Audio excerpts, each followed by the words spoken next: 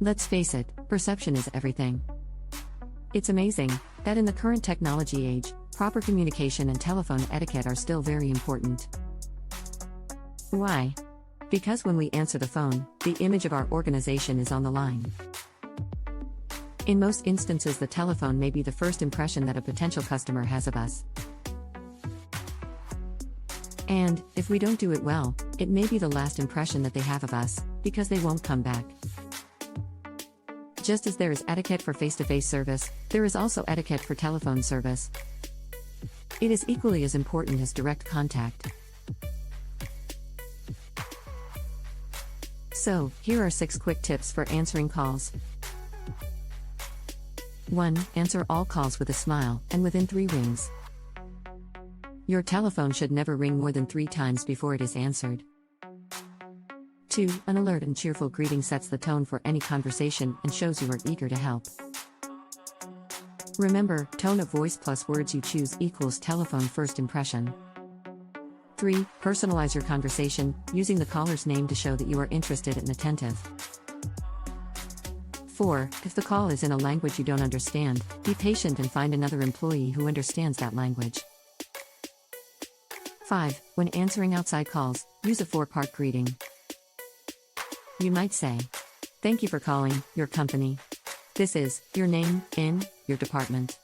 How may I help you?" And 6. When answering internal calls, a 3-part greeting is acceptable.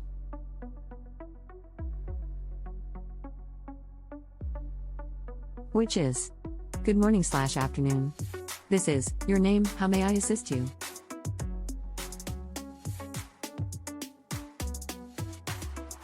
A caller's first impression of you and your organization is usually based on how you sound over the telephone.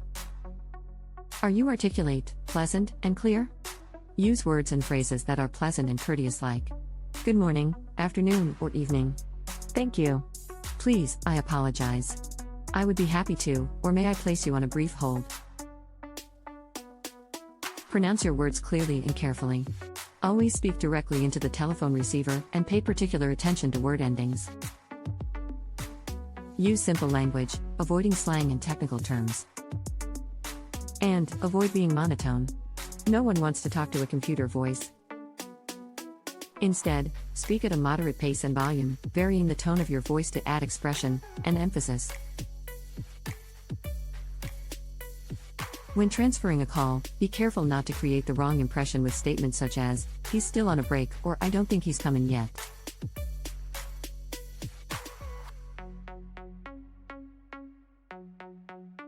When a person is not available, an appropriate response would be, "I'm sorry, he's not available at this time. May I connect you to his voicemail?" Be prepared should you have to take a written message if needed. Listen carefully to what the caller has to say. And for accuracy, repeat their name, number, and the message.